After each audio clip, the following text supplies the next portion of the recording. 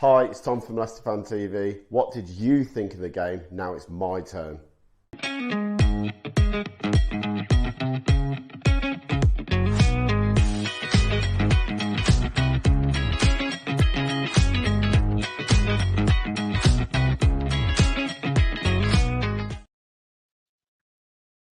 Hi, Tom from Leicester Fan TV here. I just thought I'd do my review of, our defeat to Newcastle yesterday. Try and look at the game, where it all went wrong, and look ahead, obviously, to the bigger game now. Obviously, going into the game, I think major concerns was our midfield. You know, the loss of Samari through suspension, the loss of a Diddy through injury, after the way they played against West Ham and then Brighton. I was quite optimistic we could do something with those two. But again, losing two players in such a crucial position and then replacing them with, Hamza Chowdhury, so in my opinion, he's a Premiership quality, and Oliver Skipp, who has barely played for Leicester that much this year. So very hard to judge him on what he's done. But obviously, I don't think Hamza's up to the challenge in the Premier League, in my view. You know, obviously he kept the team quite similar to what he's done for West Ham, to the Brighton game. Kept McAtee on the right. He brought Mavididi onto the left, Vardy up front. Obviously, the back line picked itself because, as much as I think most would say now, JJ's had enough. We haven't got another person who can play right back at the moment. And, you know, if Ricardo was fit, Ricardo probably would be playing there. But at the moment, we've only got JJ, and still the goals keep coming on down his side and from his positions. And it was a frustrating afternoon. I think you could probably hear that in my voice. I was frustrated for most of that game. I thought the first 10 minutes we played pretty well. We looked quite rigid at the back. Structure was there, and yeah, we had a couple of attacks, nothing really threatening to Newcastle goal. But I didn't feel like we were concerned. And then from the 10-minute mark on for the rest of the game, it was all Newcastle really. I mean, the pressure just kept coming and coming and coming. You know, Matt Hermson once again pulls off an absolute blinding save in the first 15, 20 minutes, tips one over the crossbar. You think it's going in. As far as I was concerned, it was going to hit the net from where I could see, you know, and then you carry on. And then you can see from such a sloppy corner, you know, not in sloppy of Newcastle, it's a great, well worked corner from them. But for me, it's poor defending. You can't have a man of Jacob Murphy's quality standing on the edge of the area. Someone has to mark him. You can't mark all those bodies in the box and not have someone marking the edge of the area. You know, it's a little 1-2 into the box, pulls back, and Jacob Murphy's 5 foot it into the bottom corner.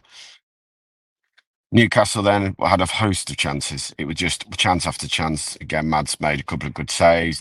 Big Dan Burn was causing us all sort of problem in the box, and that's never really got to grip with anything from set pieces really yesterday. Half time comes and you're thinking, well, a bit like the Brighton game, you know, we're 1-0 down, but we're not out the game. We're in the game. We've still got plenty to play for. Ruvan is trying to make some tweaks, change something on there, to try and get us to move up the pitch higher, but also to try and use the ball better, because that was something we didn't do in the first half. We did not move that ball quick enough. And when we did have the ball, we were very sloppy at it. And I'm just read on my screen that Wolves have sacked Gary O'Neill. Oh, marvellous before we play them next week. I've literally just popped up on my screen, just what I wanted to read. I was hoping they'd keep until next week, but hey, yeah, obviously Mads is injured, has to go off, and on comes Danny Ward. And I think everybody feels the same. Look, Danny Ward was brilliant against Walsall, penalty save, but that's a League Two team. It's the Premier League.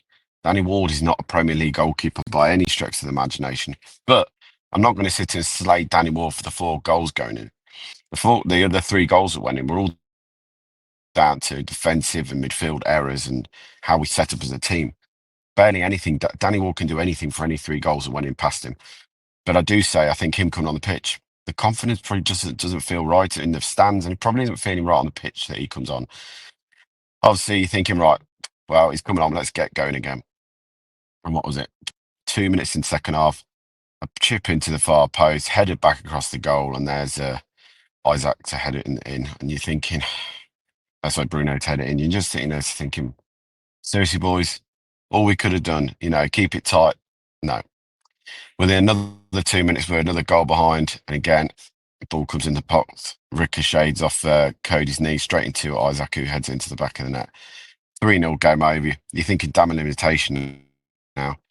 Again, 5 minutes later, Leicester lose possession in the middle of the park. Very quick transition, and the ball falls to Murphy at the Bucks post for his second goal of the game. He slams it through the under the legs of Danny Ward. And again, like I said, Danny Ward couldn't do anything for any of the goals. What has Ruud van Nistelrooy got to learn from this game? Because after 3 games, I think most of us sitting here quite happy with 4 points from 3 games. I'm definitely happy with that because I looked at the fixtures and I thought if we can get 3 points from the 9, it's be a good return. 4 points is even better than I thought because I didn't see us getting much against Brighton or Newcastle. The West Ham game was the big game for me at home, and I said if we can win that, that'd be a big one. What's he learned? Well, he's learned that basically we need to reinforce in January our midfield options when you haven't got Harry Winks, Sumari, and Diddy is very, very weak in middle of the park. He also needs to strengthen in the fullback position because Christian yesterday ball watching a couple of times got caught out, but Justin's confidence is completely gone, and he looks the shadow of the player he was 3 or 4 years ago. That was on international, getting called up for international duty and stuff like that. I know he's had his injuries, and I think that's affected him a little bit, but at the moment in time, we haven't got another option, and he's having to play on low on confidence. It doesn't do any player any good. You know, if I was honest, I thought Mavididi was very disappointing yesterday. When he did get the ball, you're expecting him to run at his man, take him on. Just very, very static. He didn't do much when he got the ball. And some were saying, is that Van Nistelrooy? It might be. I don't know. But he didn't do enough for me to say, right, he should be starting against him. For me, next week, the lineup's going to be very similar depending on who's available. Obviously, Sumari comes back into it. Maybe Winks might be back as well. We need a bit more creativity in there. And I know some will say that we played in Dini and Samar, there's no creativity, but that back line, having them 2 in front of our back four made a massive difference in the last 2 games. So blocking shots and getting out, Sumari running up the pitch 10, 20 yards makes a massive difference when you have the ball. Obviously, for me, El Canoes, Buonanotte, both should start against Wolves next week. We've got to take the game. As I just said, it's just broke now, literally a minute ago, that Wolves have sat their manager, Gary O'Neill. I was hoping it'd still be in charge. I thought yesterday they could have got a draw, that he might have been in charge going into our game. We all know what it's like if they get a new manager through the door, that bounds. But I don't know, after seeing all their fighting on the pitch, it might be they're in a complete rut, worse than we were at the time. Like I say, I'm not going to sit here and slate much. It's happened. It's a 4-0 defeat. But I've seen enough out the 3 games still to believe that we can stay in the Premier League and believe that we still got enough in the players to stay up and enough in Van Nistelrooy. There is a difference in this team. Yes, it was a bad day at the office yesterday. We're going to have them during the season. There's still going to be more games like this we're talking about after we lose 4-0 to teams who are higher up the league. And Newcastle are in a false position. Let's not get it wrong. Newcastle, people say, yes, they had injuries. But when they can still bring on Harvey Barnes and all that kind of attacking talent in the second half, they might have injuries, but they've still got a top 6 squad, top 8 squad.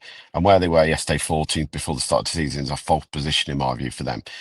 Like I say, us staying in the league is not going to be about us winning at St James's Park. Us staying in the league is going to be beating the teams around us: Everton, West Ham, Southampton, Ipswich. Your Wolves, teams like that, picking points at home to your Brentfords. Trying to get points in those kind of teams is going to be things. That's where we're going to be. If we're going to stop, we've got to do it. And look, it isn't nice to lose a game we did yesterday, and it feels a bit disappointing after 2, pretty good results against West Ham and Brighton. But I'm still very optimistic that we can stay up with Ruud van Nistelrooy in charge, more than I would have said about 3 games ago with Cooper in charge. So, look, long, long way to go still. Lots of up and down. Massive, massive, massive 6-pointer now against Wolves next Sunday, 2 o'clock at home. That is a must-win game for me now. We can't lose that game. It has to be a win. You win that, you pull further away from them. And I think that Van Nistelrooy will drill it into them this week. They need to win this game, and he expects a better performance. But like I say, we've got to get through another 3-4 games, and then we can look at January and look at players be able to sign and strengthen this squad. And I think with Van Nistelrooy, we'll be able to sign some half-decent players because his name will bring players to the football club. I like I always say, drop your comments in. Let me know your thoughts on the game. I'll reply to everyone as normal. Hope you all have a great Sunday, and I'll speak to you all soon. Cheers. City machine is on the march again. Leicester Fan TV presents a variety of content like fan discussions, match analysis, and engaging with Leicester fans worldwide. We want your views live, thanks to our sponsors, Everard's, Pucker Pies, Hologram, Take Me, Newbie & Co, and the Fox's Arms. For exclusive extra shows, behind the scenes, competitions and podcasts, subscribe to Leicester Fan TV today on Patreon.